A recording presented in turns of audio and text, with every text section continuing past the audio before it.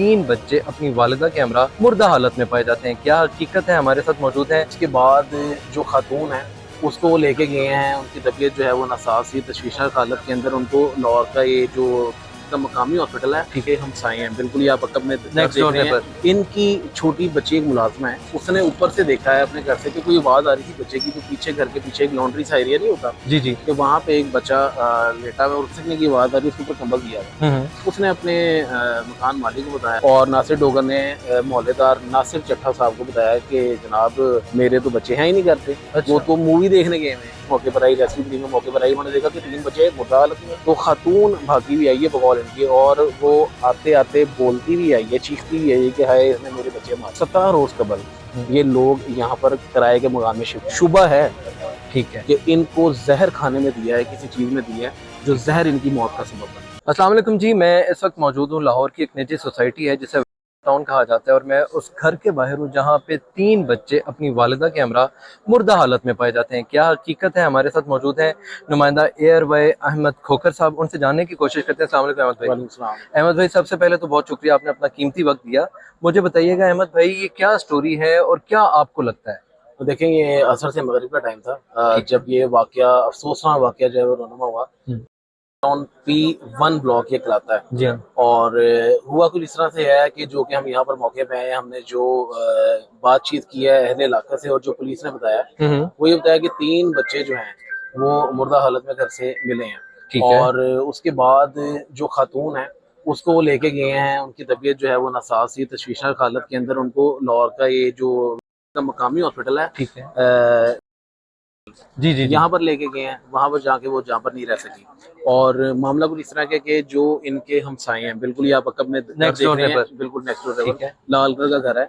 इनकी छोटी बच्ची एक मुलाजमा है, उसने ऊपर से देखा है अपने घर से कि कोई आवाज आ रही थी बच्चे की, तो पीछे घर के पीछे एक लॉन्ड्री सा एरिया नहीं होता जी जी। कि वहां पे एक बच्चा लेटा हुआ और उसकी सिसकने की आवाज आ रही है, उसके ऊपर कंबल दिया हुआ। उसने अपने मकान मालिक को बताया और फिर उन्होंने आके घर की बेल दी है कि ये बकौल मकान मालिक है जिनका नाम नासिर चट्टा है, ठीक है। जो इनके हमसाए हैं। उनका ये कहना है कि फिर वो यहाँ पर आए हैं और आने के बाद यहाँ पर उन्होंने बेल दी है, तो वो बंदा खुद बाहर आया है जो कि बच्चों का वालिद था, जिसका नाम नासिर है।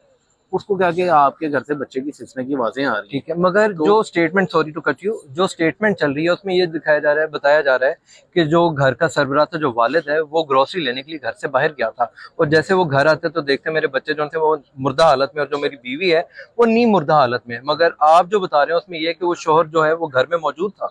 देखिए, स्टेटमेंट जो भी चलेगी, या वो पुलिस के अकॉर्डिंगली चलेगी, एग्जैक्टली, या वो मोहल्लेदारों के अकॉर्डिंगली चलेगी, जो कि मौके पर सबसे पहले पहुंचे। बिल्कुल इस वाकये के अंदर सबसे पहले जो है वो मोहल्लेदार पहुंचे, ठीक है। नासिर चट्टा साहब। और ये इनके घर के बिल्कुल सामने एक दुकान है, दूध है। कामरान, मतलब कामरान शायद उनका नाम है। ठीक है। ये लोग मौके पर पहुंचे, इन्होंने जब घर की बैल दी अपनी मुलाजमा के कहने पर कि जी बच्चे की किसी रोने की आवाज आ रही है और इसने कंबल उस पर दिया हुआ है, पीछे जो लॉन्ड्री एरिया होता है, इन्होंने आगे बैल दी। उस बंदे को जो मेन उनका बाप है नासिर, वो आया, नासिर डोगर आया, और नासिर डोगर ने मोहल्लेदार नासिर चट्टा साहब को बताया कि जनाब मेरे तो बच्चे हैं ही नहीं करते। अच्छा। वो तो मूवी देखने गए हैं।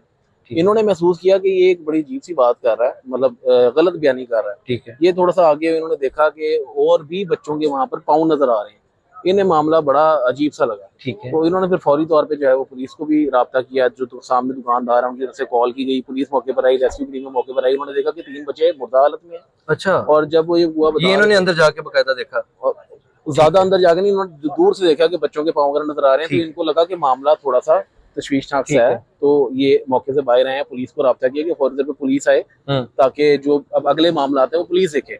पुलिस आई है। अच्छा, जब ये अंदर गए हैं तो खातून भागी भी आई है बगौल इनकी, और वो आते आते बोलती भी आई है, चीखती भी आई है कि हाय इसने मेरे बच्चे मार दिए। अल्लाह। और फिर उस खातून ने एक खून की उल्टी की है। उसको जो यहाँ के गार्ड्स हैं और वो लोग फिर हॉस्पिटल लेके गए, जहाँ पर वो जामर नहीं रह सकी। तो पुलिस ने फिर इस केस को फौरी तौर पर शफाफ तरीके से हल करने के लिए उन एक जो बुनियादी शक जाता था वो जाहिर बात है उनके वो तो सीधा शौहर और सीधा बच्चों वालिद के क्योंकि वो ऊपर मौके पे जाता है। झूठ भी बोल रहे तो हैं। नासिर डोगर को अब पुलिस ने हिरासत में ले लिया है ठीक है। तफ्तीश के लिए ठीक कि है। आया इससे पूछताछ करेंगे ठीक कि है। असल हकाइक क्या है। उसके अलावा डेड बॉडीज को भी मुंतकिल कर दिया जिना हॉस्पिटल में, और उनके पोस्टमार्टम रिपोर्ट आएंगे तो उससे मजीद चीजें मंजर आम पर आएंगी। पुलिस का ना इस मामले में एक और भी बयान है, और जो कि अहले इलाका का भी है, कि 17 रोज कबल ये लोग यहाँ पर किराए के मकान में शिफ्ट हुए हैं।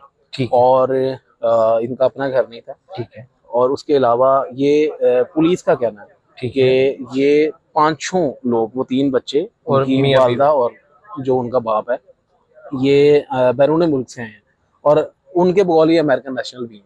अच्छा। तो अब ये यहाँ पर रह रहे थे। पीछे से इनका ताल्लुक जो है वो पसरूर से बताया जा रहा है, जिला सियालकोट की ठीक साइड है। से। और हमने खुद भी जब अहले इलाके से बात की है ना, तो ये चीज भी बड़ी अहले इलाका वाजिया कर सकते हैं कि जो साथ वाला घर होता है ना, अगर मियाँ बीवी लड़ झगड़ रहे हो तो आवाजें जाती हैं। तो हमने उनसे पूछा, वो कहते हैं कि 15-17 रोज में ऐसी कोई आवाज नहीं आई। एक आधी बार किसी बच्चे को मारने की, उसके रोने की आई है, लेकिन ये चीज कुछ खास चीजें वाजिया नहीं करती। बस ये एक बड़ी इंपॉर्टेंट चीज है कि पुलिस ने जब इन्वेस्टिगेट किया तो इनिशियली जो उनकी इब्तदाई तफ्तीश है उसके मुताबिक उनका कहना है कि शुबा है, ठीक है, कि इनको जहर खाने में दिया है, किसी चीज में दिया है जो जहर इनकी मौत का सबब बना है। ठीक है। अच्छा अहमद भाई, एक और मुझे लास्ट में बताइएगा कि अभी तक इनके किसी फैमिली मेंबर का भी यहाँ पे आना हुआ जब तक आप यहाँ मौजूद हैं? इस दौरान कोई फैमिली का मेंबर आया अभी तक यहाँ पे? और जैसे अगर बात की जाती है कि ये यूएस नेशनल थे, तो हम यहाँ पे एक चीज़ तो अपने जहन से निकाल दें कि हालात से तंग आके किसी ने कुछ ऐसा किया, क्योंकि जाहिर बात है, क्योंकि जब हम इस तरह का कोई इंसिडेंट देखते हैं तो हम देखते हैं यकीनन माँ जो होती है उसने गुर्बत से तंग आके यहाँ किसी परेशानी के बायस अपने बच्चों को जो है खुद भी जहर दे दिया और खुद भी मर गई और बच्चों को भी मार दिया। मगर यहाँ पे जो चीज़ देखने को मिलती है उसमें यह है कि ये, जैसे आपने बताया कि ये अमेरिकन नेशनल भी हैं और यहाँ पे वो आए भी हैं, तो इसका मतलब ये वेल्दी थे।